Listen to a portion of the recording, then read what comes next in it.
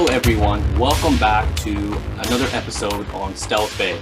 I'm your host, Harry Taheem. So to recap our last podcast, episode 1, we had Angela Marafino join us, who shared her cybersecurity journey and experience as she starts out on her career. So if you're starting off your cybersecurity career and you'd like to get some more information about, what are some things that you can do to help you on that journey of your own journey there, visit stealthbay.com, check out our podcast section and hit up episode 1. There's definitely some good information there, and hope you enjoy it. So for today's podcast, I get a lot of questions related to the cybersecurity world related to cars. People will always come by and say, hey, Harry, are smart cars safe? Can they be hacked? So I thought it was a great topic to really talk about and discuss. And we've got a really cool, amazing guest here today that's really knowledgeable in this world. I'd like to introduce Kamel Ghali, who is a automotive cybersecurity architect at White Motion. Kamel, welcome. Thank you so much for having me, Harry. You're too kind. The words, they're too much. I don't deserve this much. I'm just a guy. Really. Hey, you're the guy that knows this stuff.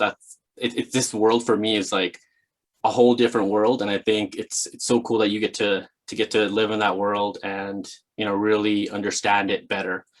So it's nice that you're here, willing to share some good information with everyone. So that kind of leads me to the first question: are you an actual car fan? Or is this like more of just you like the cybersecurity, the technical side of it?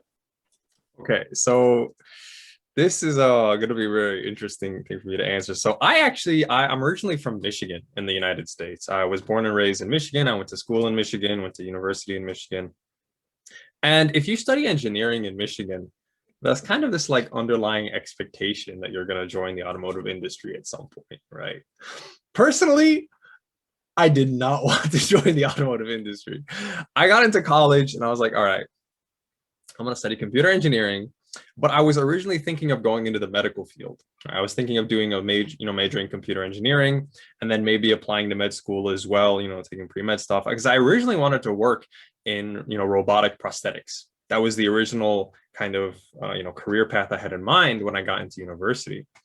I landed in cybersecurity for automotive in a rather strange way, but I originally did not want to work with cars. I expressly did not want to work in the automotive industry, and it's because I've never really been like a huge car guy. I feel like a lot of people get into this field almost like through accident or something kind of happens, and then they're like, oh, this field exists, I should check it out. What was life like? Because you're talking about being in the States earlier. So how did that kind of play to moving to, because I think you moved to Japan now. So how did that kind of work out and what was that journey like? Yeah, so I am currently in Japan, as you mentioned. I work for White Motion. It's a Japanese, a Japan-based company that's a subsidiary of a larger automotive supplier. But so I had, I mentioned before that I had studied Japanese language in the past, and part of that studying I actually studied in Japan for a couple of summers, like very short summer programs, just studying, intensive Japanese language study. So for me, the language wasn't a huge issue because, luckily I was already pretty familiar with it. And I had, small bit of experience actually living in Japan for short periods of time, like a month or 2 months at a time. So as far as like the day-to-day life stuff, things were pretty easy for me when I did move here. I moved here in February of 2020, so right before the pandemic kind of kicked off, and I might have been like one of like the last 200 people to move to the country before things kind of like closed for the time being. Right? It was a very last, very giri giri is the word in Japanese. It means like very narrow, like so close to the deadline kind of thing. But moving here is actually, I won't sugarcoat it. It's quite difficult because kind of the societal systems in place here are mostly designed around Japanese people.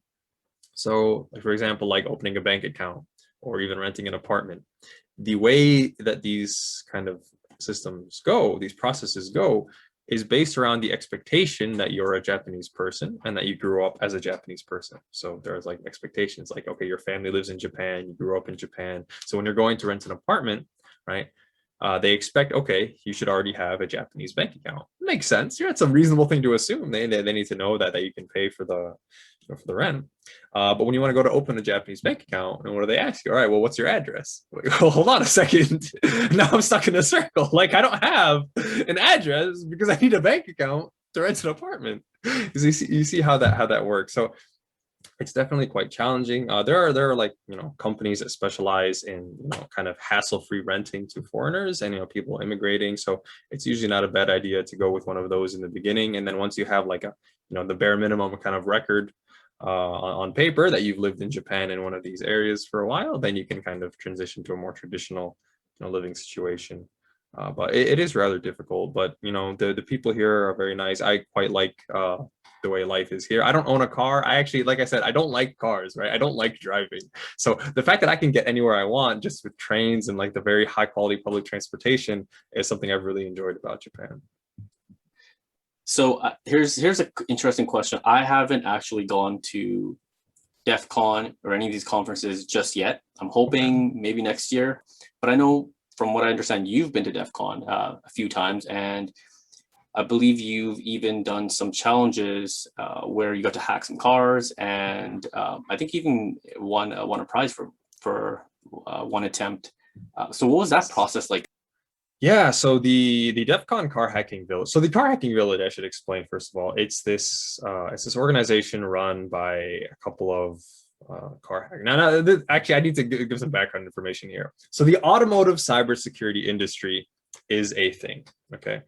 But the car hacking community is an entirely different thing. And these two like communities or industries almost exist like they're like two sides of the same coin, but they're very different because the car hacking community has existed for a long time. I'm talking like maybe at 20 years up as far as 20 years back, people have understood that they can reflash the firmware on their ECUs. They can make changes to the stuff to unlock, performance enhancements or, additional features that might have been locked behind an OEM paywall. Otherwise, by just tinkering with the actual computers inside their car. These people have been around for a long time and they have some of the most in-depth knowledge of automotive systems. But the industry itself didn't have this cybersecurity awareness until about 2015, which is when the kind of the archetypal car hack research was published. This is the GPAC, the most famous, automotive security incident. I call it an incident, but it was white hat research, right? They didn't do this maliciously. They publicly, they brought this to the OEM's attention and had it, rectified properly. They didn't, sell it on the black market because this is like, you could assassinate anyone riding a Jeep with this technology kind of thing. So until that happened, the automotive industry didn't have security as a priority, but car hacking had been a thing for a long time in the sense that people could change their own cars, right? And that's kind of where the car hacking village's roots are. It's not so much in the formal industry side of things, as much as it is like the hobbyist kind of grassroots organization, right? And so the car hacking village at DEFCON, so they do like they participate in conferences all over the world. So not only DEFCON, of course, but also Black Hat. I believe they do trainings for automotive cybersecurity. There's a conference series called Hack in the Box, I believe it's called. Yeah, HITB. They do conferences in Singapore and the Arabian Peninsula and stuff. Usually, I've been to one car hacking village there in 2019, and they like to bring representation for the automotive security industry, teach people about the technologies used in vehicles.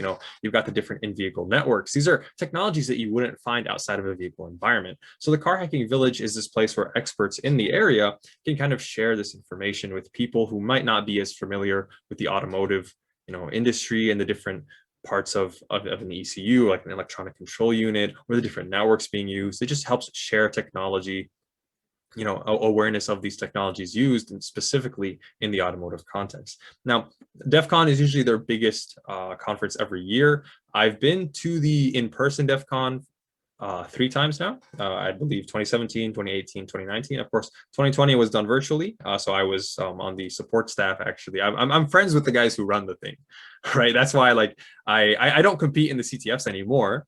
But I did in 2018 and 2019, I believe. Because that's one of the things that they do. The Car Hacking Village runs a CTF every year, and they usually have a really nice prize. So the prize in 2019 was actually a Tesla Model 3. All right, that's kind of like, what? They're giving away a Tesla? The thing is, the catch was, throughout the duration of the event, people would be participating they would run like a lottery, like a wheel every like hour or so, right? Like a kind of like one of those like Wheel of Fortune things. And you pick out a name out of a hat, and then you'd spin the wheel, and you'd land on some kind of punishment for the car. One of these punishments, for example, was hit the car with a sledgehammer. Right. So we actually and the owner of the village, he was serious. Like, you're not allowed to hold back. Just because you think you're going to win the car doesn't mean you can just hold back on it. You're going to break this thing, because I don't want this car to be like sitting in a parking lot and nice. I want it to be hacked. I'm giving you a car, but I want you to hack it.